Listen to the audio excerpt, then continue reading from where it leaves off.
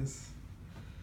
All right, hello, Bayo. Welcome to your third informal meeting. Good afternoon, Ken. How are Good you? afternoon. I'm very well, thank you. Good. You all right? Yeah, looking forward Good. to this, definitely. Oh, perfect. All right, cool. They wouldn't say cool. I'm saying that.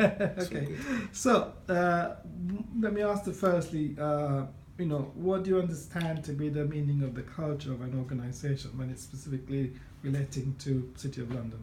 I think what to have to understand is the uniqueness of the City of London, its position, Mm-hmm. its requirements, what it does, not only the bastion of financial services in London, in Great Britain, possibly Europe and definitely the world.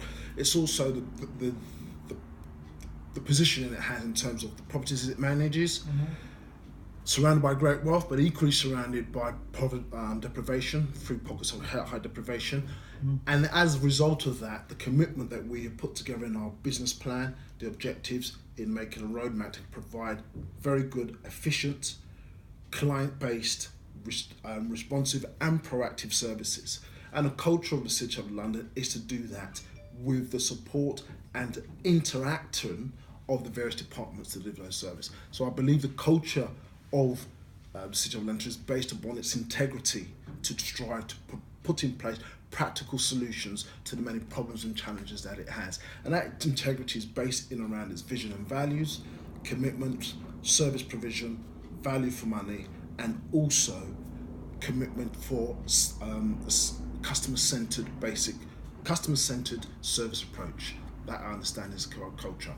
And for me as an individual, I have worked in a number of diverse communities. I've worked in a number of situations that demand of you thinking outside of the box, providing solutions to the business plans on a practical level. I am able to, as it were, take the plan, work with my team in terms of understanding how we're going to break down the requirements and deliver them practically.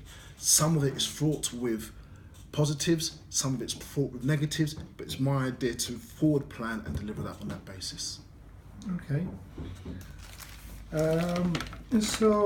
Give me an example of, say, you come to City of London and you look around and you find something not working. How would you bring that into that situation? So we find that something is not working. The business plan suggests that we have some targets and objectives that are set. We've defined the resources required to do that. We hopefully defined who and how, what's going to do that. My responsibility therefore is to dissect that again. If it is not working, it's just to sit with the team or the teams or the individuals and the partners to address how and why it's not working. And there are a number of tools available to do that. There's the satisfaction results, there's the KPIs itself, there's the planning itself, and there is the raison d'etre for what we're delivering there. Distilling that information with the appropriate people and looking at how we can rebuild what was required of us, we will do so. So it may return into a service improvement plan, and then that service improvement plan will be my responsibility to deliver with my team, with my partners. And to deliver that, we will need to dissect what we're doing, review it on a regular basis, evaluate it on a very regular basis, and monitor it on a regular basis, and then report accordingly to those. And the litmus test, if it were, is the satisfaction of the service delivered and the KPIs being met. We need to be realistic. Acronym SMART obviously plays a part, but practically I need to be realistic about what it will take to deliver that. And the realism will come from the team's knowledge, the realism will come from the customer's knowledge, and me piecing that together to say, this is the way forward. We thought we could do it in 6 months, actually it's going to take 9. We thought we could get 80%, we think we're going to get 78%. But these are realistic targets which we'll present to yourselves and which we'll then deliver. Once we've reached that, we'll celebrate the successes and then look at improving that over another period of time. So it's about realism, it's about being practical, it's about being honest and transparent and working together to deliver that over a period of time. Okay, great, thank you. What do you understand to be cross-departmental work? I know we spoke about it earlier on. Can you elaborate a bit more on it? Okay, so the communities and children's services is an example, per example. In most organisations, you have a housing department, you have children's services, you have adult services. It's quite forward-thinking, I believe, of the City of London to bring those together.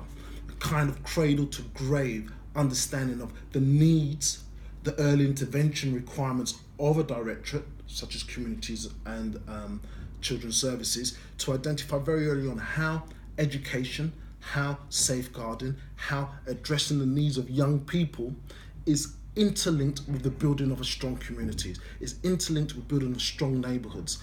Housing cannot exist on its own, as I explained to you earlier, and it's important for the departments to work together to address the needs of someone living on our estates, visiting our estates, working with people on our estates, and those partnerships need to be forged through collaborative working, clear objectives and understanding, and some leadership.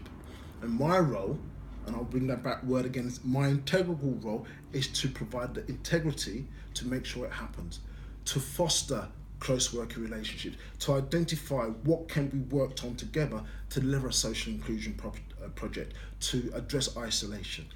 So for me, the necessary aspects of the collaboration is to identify what works best internally or externally and bring those partners together to deliver. Can't be done without our customer base, can't be done without our residents. They prove pivotal in understanding how that works. And so they will be brought on board at various forums, at various parts of the process to discuss what works for them or what they think will be better that we could do to help deliver the service. And how does that, ambition and aim tally with, customer services or reorganisation of the finances? How does that work together? So, looking at, we need to provide value for money, so we need to be efficient in how we do it. We need to look at what we're doing and compare ourselves, benchmark with other service providers in a similar ilk or other service providers who have the same ethos as us. It may well be that City of London has procured services, but that in itself needs to be measured and monitored and then compared with others to see, are we actually delivering the best that we can for the best money available? And so it's important to always test the product. And the best way of testing product is to compare it with others and challenge ourselves in turn is to always say, is this the best value that we have delivered? Can we do better? How can we do better? Who is doing equally as good or better than us? Let's see them, let's talk to them, let's bring them on board and let's see how we can deliver that. Okay, thank you. We talked about before about episodes about you messing up or like that. So imagine the department you're running or the directorate messed up. How are you going to deal with that? Well, first and foremost, we have a plan, which we should be adhering to. And forward planning suggests that we would have been able to review and evaluate where we may not be reaching target.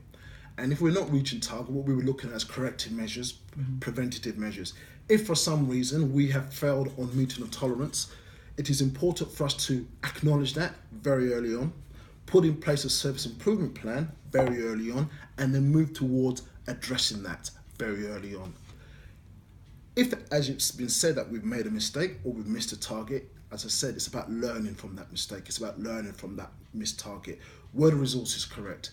Were the team in place correct? Was the objective correct? Was it just a fallacy to think we would get X? So probably not.